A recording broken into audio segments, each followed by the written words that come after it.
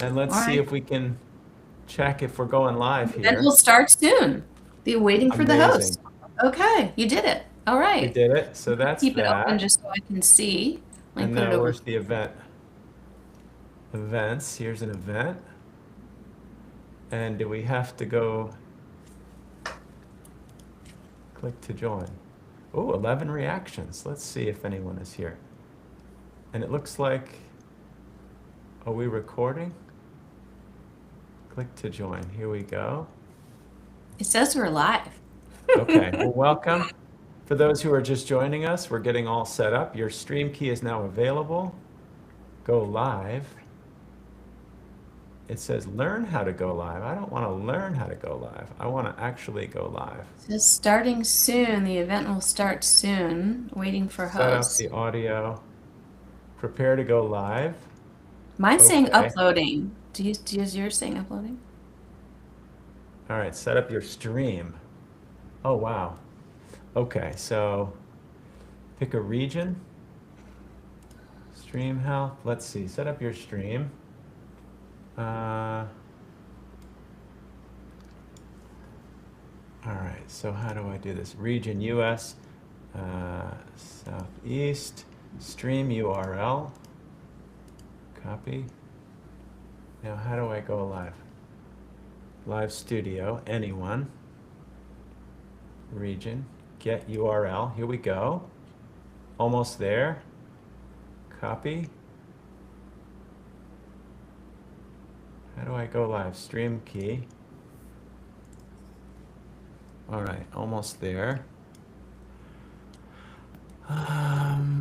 And custom RMTP, LinkedIn profile. Welcome to our live show. It looks like we're live. Yeah? I can't see it on my in the event. It says starting soon. Oh, let's see. Oh, okay, I see what it is. Copy. Let me share here. It says click the go live button at the bottom of the screen to start broadcasting and recording simultaneously. Do On you the have a go? LinkedIn? No, to go live on Oh, Riverside, once yeah, in the studio, click the go live button at the got bottom it. of the screen to start broadcasting and recording live. And we are live there. Hmm. Um, we're live there, and I am going to see, yeah, huh.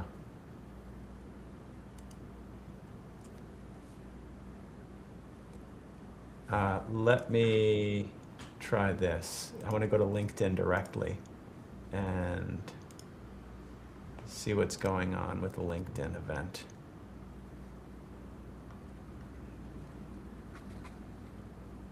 It says live on LinkedIn. Oh, there's 2 comments there already. Let's just see. What are the comments? Oh, 3 comments. Oh, there we are. You're both live. Mark King, Juliet. Hello, everybody. Oh, Evelina, thank you. excellent. We can We can see it.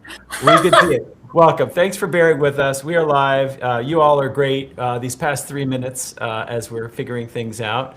We are physicians, we are coaches, we love supporting our colleagues, and we are not tech wizards. So We are humans. We're humans. we are humans on a Sunday. We're so glad that you're with us. Welcome. And if you want to add in the chat where you're coming from, I am in Charlotte after a run before it rains. Robin, where are you coming in from? I'm in Asheville, North Carolina, after a wonderful meditation Sangha community session, which is kind of leading into what we're going to talk about today. Love it. Love it. So I love starting conversations like this with the big question, which is why? Why are the two of us here on a Sunday having this conversation on LinkedIn, on Instagram, on Facebook about well-being for people in healthcare? What's your answer to that? I think that you and I have both, I know that you and I have both had some really similar pasts, as have many of our colleagues, past and present, and probably in the future, about how our experience has been all through training and practice and life. And it wasn't all rainbows and daisies for either of us, right? And we really got very honest and very vulnerable and took a look at how things were and figured out how we could feel better and create the lives that we wanted. And through that, through our passion and our hearts, we have focused on creating an experience for our colleagues that we wish we had several decades ago.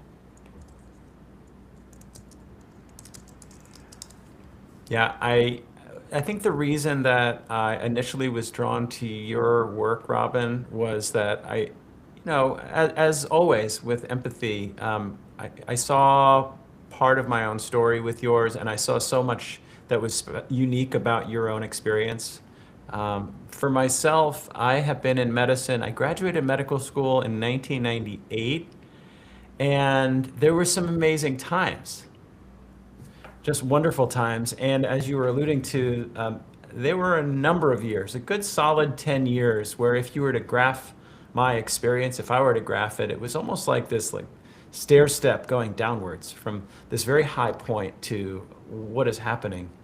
And my warmth, my wonder, my awe at being a doctor really started to crack. And the road back was painful at times, and I'm happy to say it's been more beautiful than anything else in the last few years. And some of that began the moment I realized that for me to fully make it back to a thriving place in my life, I had to find a way to help prevent others in healthcare from going through something similar. And when I saw the work that you are doing around the world, helping people not just work through stress, you're the stress-free MD, but also just tap into the power of their inner resources, I knew that we would have some fun planning retreats and events together. Yeah. Yeah, well, as your title of your book, Just One Heart, when I met you, I felt like we were just one heart. And so much of what you said is true. I mean, medical school for me, I made some of the most incredible lifelong friends. It's been over 30 years of friendships, and I'm getting ready to help to lead and celebrate my 35th med school reunion coming up in May. But you're right. It was probably about a decade or so past that when things really became difficult. And what do I mean by that? Well, a lot of physical symptoms were popping up. A lot of things were happening in my body that I couldn't explain, and I was going to all different specialists that you and I, trust our colleagues, from headaches to GI issues to not sleeping to paresthesias where I thought I had neurologic issues going on in my hands, terrifying things were happening. And I came to understand after taking, we say, a pill for an ill, which was I was taking medication for every one of those things, that I wasn't getting better, and that actually wasn't what I needed. And you mentioned stress-free MD. Why did I create that? Because what I came to understand was that the one diagnosis that every physician missed was that I was suffering from a whopping case of chronic stress, and that was really the umbrella under which so much of what I was experiencing was happening, was the cause, the etiology of what was going on. And you mentioned like you just changed how you felt about things. That excitement, that passion, that drive, that empathy. I felt flat, numb. And I frequently see colleagues now that will come to me and say, I just can't listen to one more thing my patient's going to say. Like I walk in there and I can't. I don't even, I can't even, I just can't even hear it. And I was that person. And it sounds like you were that person too. Yes, but I was on both sides of it. More as the clinician, as a cardiologist, my clinical schedule at one point was about 3,000 patients per year. And I realized I did that for a couple of years while I was also kind of a shell, kind of empty on the inside and thinking, I can't stand to hear another story. I just need to get, I don't even know where I wanted to get. It was like I just wanted to get through the day. But the truth is that when I would get through my day as a cardiologist, I would get home and I just wanted to get through the night. The obvious problem there is that I was married to an incredible woman. I still am, a physician, 3 children. And it occurred to me that I was just getting through my day and my night. I was just getting through my life. And underneath, I think you called it like this weight, this veil of stress, this chronic stress. And I could totally relate to that. And the only solutions that I had were the same techniques I had used to become a good doctor, which were in my head. And so I thought I could just outthink this problem of stress, of a healthcare system that really didn't seem to care very much about me. There's probably a million doctors, and I was one in a million, literally. And the system seemed impersonal, and it had and has its own problems. And so I think you and I, we've been through this journey of self-healing, and now I know this for you because of the stories you tell in your book and you've shared with me. So much of the meaning is in helping other people. I'm curious, when did you start to go through this transition of healing yourself and strengthening, empowering yourself to seeing this in other colleagues and nurses and APPs and physicians and healthcare executives and decide that that was part of your work? I think what happened was when I started to feel better, I felt almost selfish, not sharing it with all the people in our world and beyond.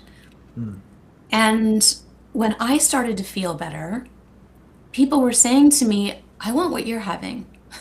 Like, you're different. Like, you're really different. Like, what's going on in your world? Like, why are you so happy and joyful? Like, why do you not look so tired?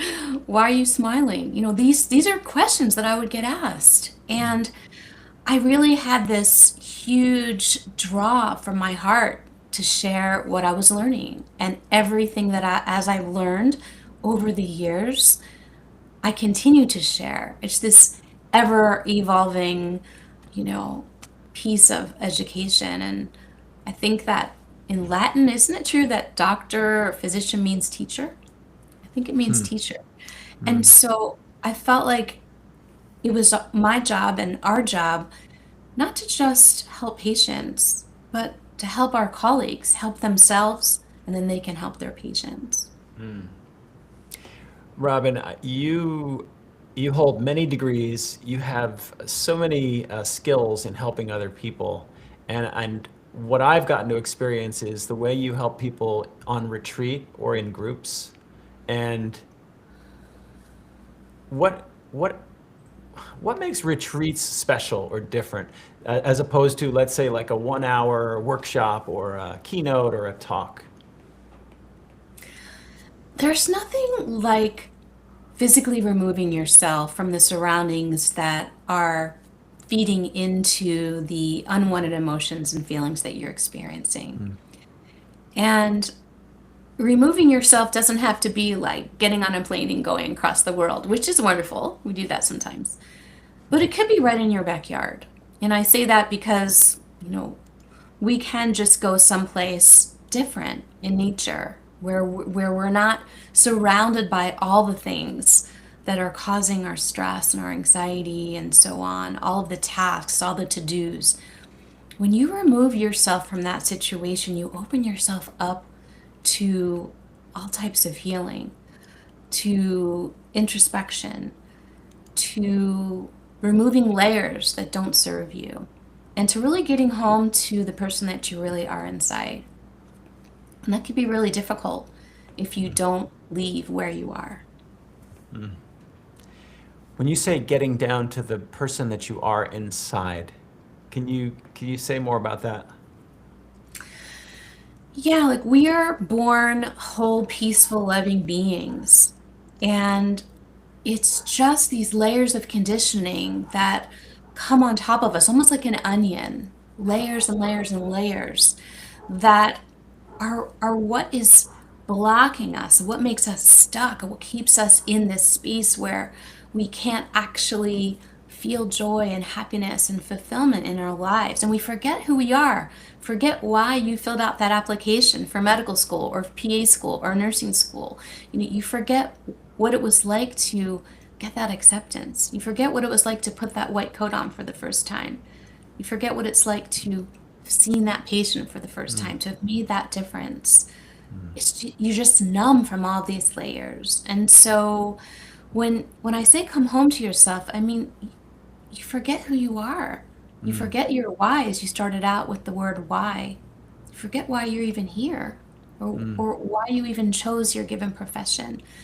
And when you remove yourself into a space where you can relieve and remove all of those layers of conditioning, it's so beautiful. You get to come home to your true self of who you really are.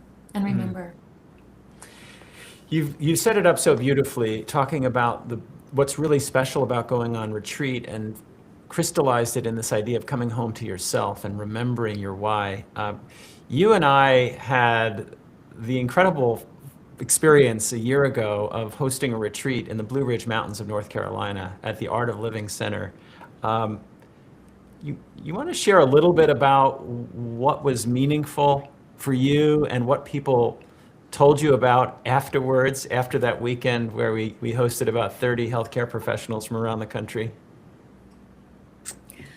well, it's so interesting. Do you remember that first night and the looks on the faces of our attendees and their body shapes? Scrunched up, serious. I call it shoulder earrings, where your shoulders are up, wearing your shoulders like like earrings, right? Hmm. We could feel the tension in the room Hmm. initially. And I remember saying to you, this is gonna be different. Wait Hmm. until Sunday. Just wait. And seeing the transformation, seeing the facial expressions change, seeing the shoulders drop, seeing the stance become higher, stronger, more confident, seeing the communication that was going on among strangers, the stories that were being shared, the laughter, the friendships, people eating together, walking together. It was just so beautiful. And so for me, it was just all of that wrapped up in one, creating a space where people can just be and live. Hmm. Hmm. I definitely remember that. We had the chairs all neatly in a circle, and then as everyone entered into the room and into the space and got comfortable, people kind of like were laying down and spreading out. What I remember was the looks on people's faces of there was a bit of wonder because the way we organized the weekend, there were so many different experiences. It was not a course. It wasn't a keynote. There were no slides, right? It was a whole weekend um, helping people connect with all parts of themselves. Yeah, we were in our heads a little bit talking about the science of burnout and the science of empathy and compassion and what happens to it. For me, that was a very small part, and I think that's what made it powerful for everyone is we really got into whether you call it your right brain or into your body or learning to feel again. For me, one of the most memorable parts is when we did a walk in nature. And some people call it forest bathing or grounding, just feeling the earth.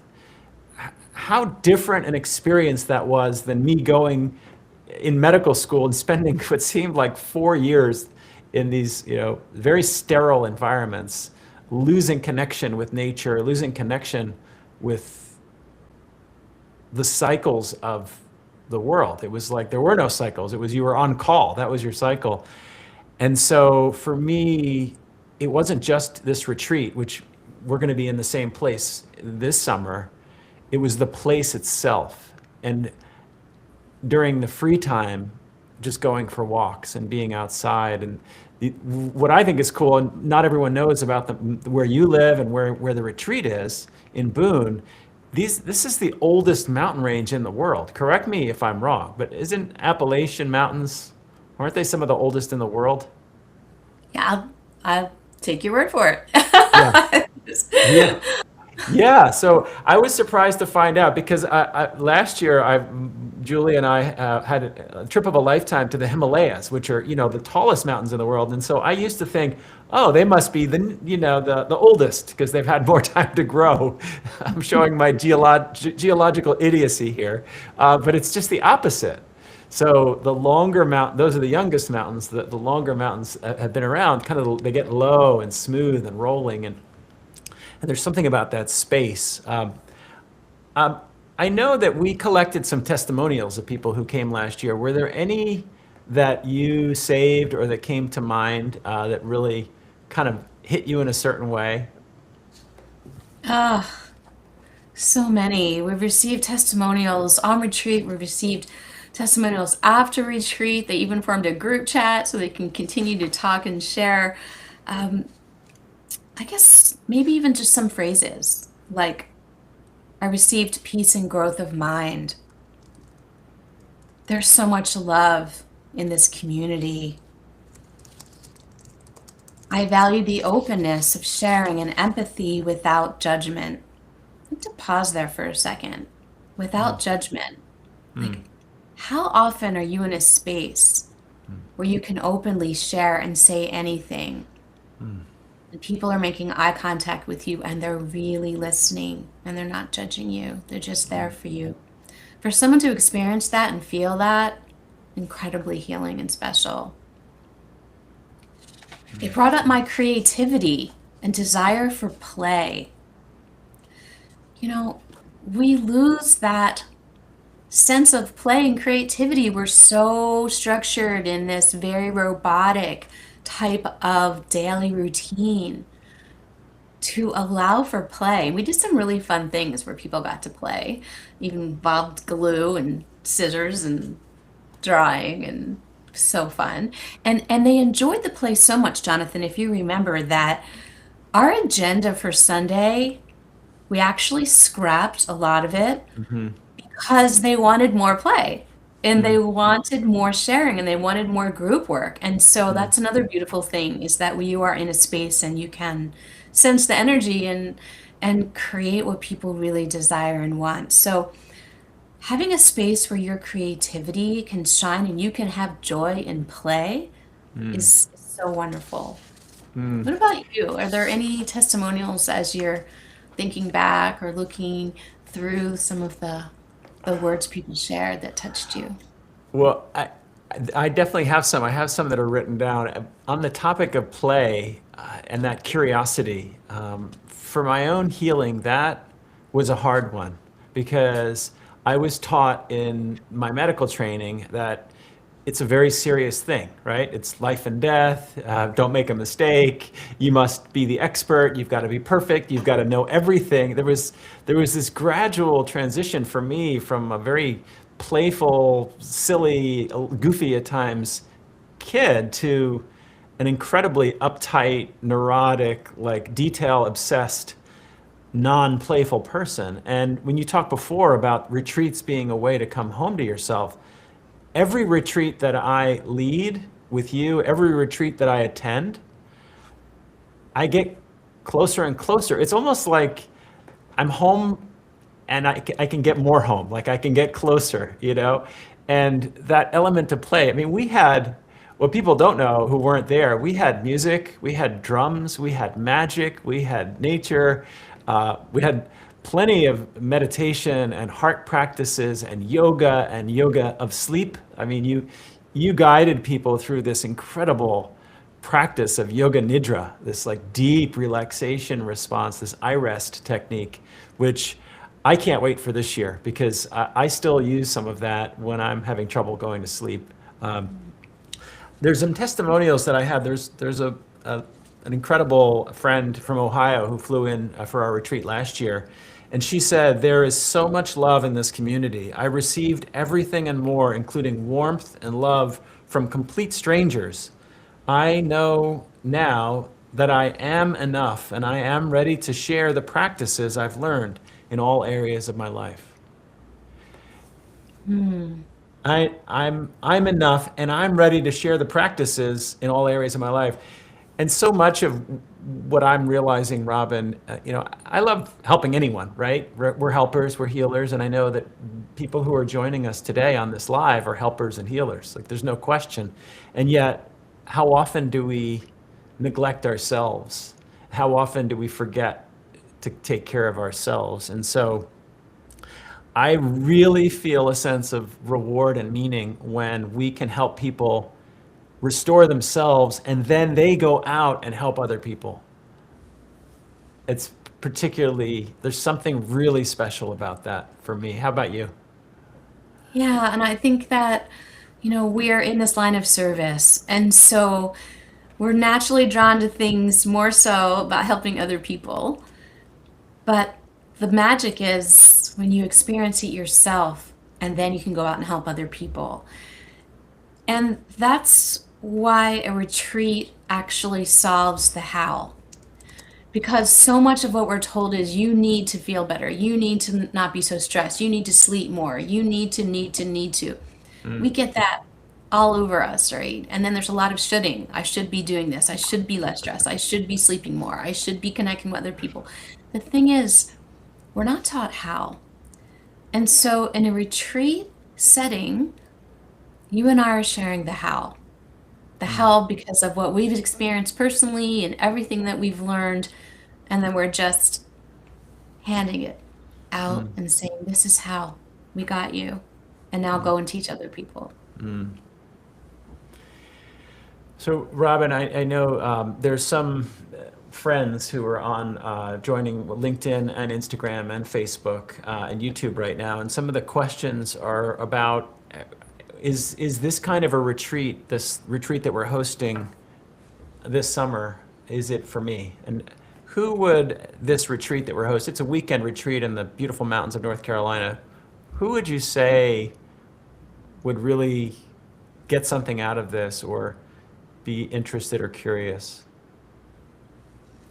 I would say anyone in healthcare who is feeling not themselves completely, who is kind of questioning in the morning why they're even getting up, who is spending time feeling numb, feeling exhausted emotionally, physically, psychologically. Mm, If you're even questioning your worth, mm, this is for you. If you are someone who's feeling amazing, we want you to continue to feel amazing. Come and join us. This is for you. If you're someone that wants to help other people and you're not really sure what tools to use, this is for you. mm. How about I'm you? also, yeah, I'm also thinking that, there's a whole spectrum of well-being. When I think about how we can help people in healthcare, and when I think about healthcare, I think about anyone in the helping or healing profession, especially mental health. We have social workers, we've had occupational therapists, doctors, nurses, healthcare executives who are burning out in incredibly high levels, and nobody gives them the empathy that they deserve. Right? There's this almost us-them mentality that we always try to break. It's like, no, there's us and us. I think what I like about what we offer together, Robin, is that we come from a similar experience, both as physicians who've gone through burnout and come back, but we also have different, particular interests. For me, as a cardiologist who practices meditation, mindfulness, and compassion practice, I'm really fascinated by the science of caring and giving, and what happens in the mind and in the heart and in the body when we give to others and when we give to ourselves, and when we don't give to others, and we don't give to ourselves, and when we connect with others. There's a fascinating physiology there. So I think this kind of a retreat is also for people who are interested a little bit in the science of it as well. We certainly don't have slideshows and spreadsheets and things like that. It's all experiential, but it's based not in woo-woo or anything that people. There's a lot of pseudoscience out there, and what I love about our work together, you are a senior leader, I would say, in the field of lifestyle medicine, which is the fastest growing field. Correct me if I don't have that right. And what I really love about this, what we offer that sets us a little bit apart, is that we're deeply grounded in evidence, and we also push to the edges of what is seen as, quote, acceptable, or, that's not normal for physicians to go and walk barefoot outside, or nurses to go and, do personal development exercises with strangers. So that's, I think, what makes us special, is that we walk that line between the mind and the heart and the gut, between science and art and the spirit. Yeah, not just woo-woo weird stuff, not Molly Moonbeam coming in and sprinkling pixie dust. I mean, we are sprinkling a little bit of pixie dust, but the pixie dust is coming from science. It's coming from evidence-based practices and tools. That was really important to me when I first started diving into how to feel better by myself. Was everything that I was working on was in the medical literature. I just never knew it. And so whatever we're teaching, whatever we're sharing, whether it's thought work from life coaching, whether it is mindfulness and meditation and yoga and Tai Chi and Qigong, from the stress relief component of caring for yourself, whether it's the nutrition, the amazing food that you're being fed, whether it's getting outside in nature and understanding the cortisol decreases when you're outside, that your immune system is stronger, that you are connecting with others better. All of these things and more, as you mentioned, through lifestyle medicine. And now I'm a sort of Blue Zone certified physician. So incorporating meaning and purpose and spirituality into our lives. So good. So all of these pieces are grounded in the medical literature. And this is why we love our left brains to be satisfied, and we bring in our right brains to work together with our left so that you can feel better. So, Robin, this is something that comes up a lot. You have so much experience as a professional coach, executive coach. You've coached so many people, and I'm also on this sort of coaching path where I'm helping, so many colleagues in a healthcare system from all specialties with 40,000 team members. What makes this type of a retreat, with its emphasis on coaching and personal development, different than, like, let's say, therapy or a wellness app or a conference, which you've also spoken at? Well, let's start with the app. I think that apps are great, but we're missing that human connection. And we know that isolation and loneliness are at an all-time high. And Dr. Vivek Murthy, our outgoing Surgeon General, really focused on this, wrote a white paper, an initiative, and even a book talking about this. So there's nothing to replace human to human experience. So I think apps are wonderful in the in-between, but humans need humans. We are meant to be with each other. And I think that, what makes the retreat different than just going to a program that might be sort of rote is that you and I are there. And you and I are coming from a place of experience. As they say, make your mess your message. And, we both were a mess at a time, a little while ago. And this is our message, is that we see you, we hear you, we're normalizing it, and you don't have to feel that way. I love that. I love that. So if somebody were watching now and they've been part of this conversation and they're saying, this sounds really interesting, but I'm not quite sure. what would you, how would you leave the invitation to them? Yeah, well, I'd love to know their objections. So if anyone has any objections, you can put it in the chat and Jonathan can bring them up and we can talk about it. Or you Hmm. can send us messages privately if you don't feel comfortable doing that now. Some common objections I would hear would be, I don't know if I'll fit in. And Mm, so we're here to share with you that you can't not fit in, mm, that this is open to you, however you are, wherever you are right now in your life. We hear, I don't have time. And I'll hear that about a lot of things. I don't have time.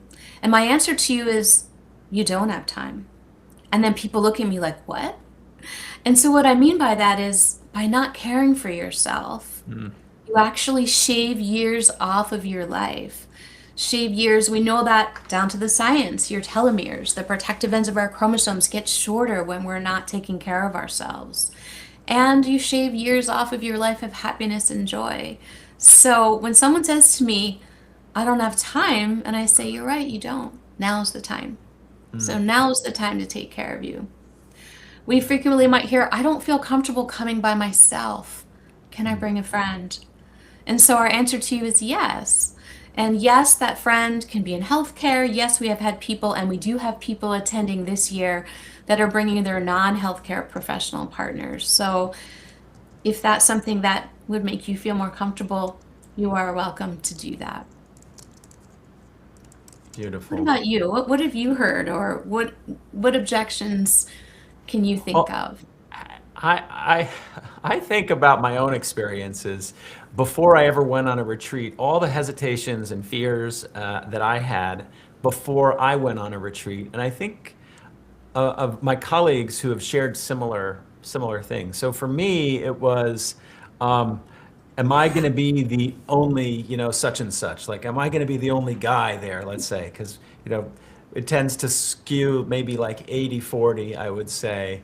Um, and yeah, at times I was the only guy, and at times I wasn't. But like, so what? I was with teachers who wanted nothing else but to support me.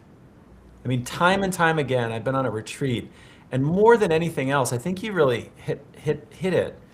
More than anything else, it's yeah, the location is great, and the Art of Living, I think, is number either one or two retreat center in America, according to U.S. News, and they have asked us to partner with them to be the destination for healthcare professionals in the Southeast and people flying from around the country. But I do think it's about the people and how much you care about, I'll say, creating a safe space, and how much I care about that because of how important that is. And, so the objection that someone might say is, well, I'm not going to feel comfortable sharing. I don't want to share. Well, that's great. That's part of what a good coach and facilitator knows is you don't force that. This isn't like I won't name any names, but there are certain retreats where the person stands up front and they get you all pumped up and they do all this stuff and there's a forced quality to it that I personally don't respond well to, and so that's not part of how we create a safe space. And part of what we do is we personalize it to anyone who's interested beforehand. We ask questions of people and we answer questions of people who are considering joining us. Well, where are you in your journey right now? What would be meaningful for you? How could we modify or tailor the experience to create something that would support, because it's a limited number of people who are allowed to come. So how do we support the group that will be with us for that weekend? And I think that's the biggest objection is, what if I don't feel comfortable there? And then the other question is, what if it's not for me? Um, and that's comes back again to a skilled coach and facilitator and someone who practices both in the body and in the mind, is that you and I are both aware that living a good and full life, whether you're in healthcare or not in healthcare, there's ups and downs. We're never like a thermostat set at one temperature and we just stay there. And so no matter where people are, what I love about retreat is that we can help people go. Sometimes it's to find their way out of a dark place, and sometimes it's going from good to great. And it can be both people in the same retreat, and that's sort of where the magic comes from. So those are the Yeah. objections. And then some people will say, well, is it worth it to me? Is it worth it? And value is very subjective. I personally don't see any greater value than in developing our inner resources so that we can face life's challenges. And that's how we design these events. Yeah. And you bring up a really important point. Some people don't want to share. And, wearing my trauma informed lens, so much of what I'm trained in is in the trauma informed space, is that everything that we offer is by invitation and choice. We invite, you decide. I do not like spaces where the very first thing that happens is you have to go around the room, say your name, say where you're from, say what you're hoping to get out of this thing. This is the antithesis of that. I don't like that kind of space. I was listening to you and it was reminding me of some of those experiences. Sometimes you just want to be for a while, and you may or may not want to share and speak up. We do notice that over time, the people that didn't really say too much in the beginning are the ones that are more verbal in the end. And that's a beautiful thing to see, but it's not required. And so if that's an objection, I don't want to have to say anything. You don't have to worry about that. And then, is it worth it? You said, is it worth it? We also want to share that there's CME for healthcare professionals, which means that you're actually getting credit for taking time to care for yourself. And that credit can be paid for by your CME accounts from where you work, and or writing it off on your taxes as professional development, which means that either way, you don't actually have to pay for it. So it's worth it. Yeah. Yeah. Yeah. Well, Robin, this retreat, can you say a little bit about when it is, how people might register, and about the options for early bird? Yeah, so it's coming up this magical weekend in the mountains in North Carolina, June 14th to 16th. And I think Jonathan's going to put the link to the webpage on Art of Living where you can learn more about the retreat and see pictures from some of our past attendees and see the testimonials that they've shared, as well as information about the basic agenda and to save your spot. There is an early bird pricing that's happening now, and it ends tomorrow at midnight, Monday, Eastern Standard Time at midnight. So if it's something that you're looking forward to checking out, saving your spot and saving some funds, then we would really love for you to click on that link, take a look, and save your spot. And if you have any questions, you can reach out to either of us. You can send us private messages if you don't want to put it in the public comments, and we're happy to reach out to you. Awesome. Awesome. Robin, that's so helpful. I shared some testimonials from last year's friends in the chat, and I really would invite anyone who's listening now, if you have any questions, just send a message to Robin or me. We're happy to answer. And we're just glad that you decided to spend some time on a Sunday talking about well-being and this amazing journey that we're all on and how we can support each other. Thank Yeah, you. thank you so much. Thank you for sharing your afternoon with us, if that's the time it is for you. Or if you're watching this on a replay, thank you for taking time for you. Bye. Bye.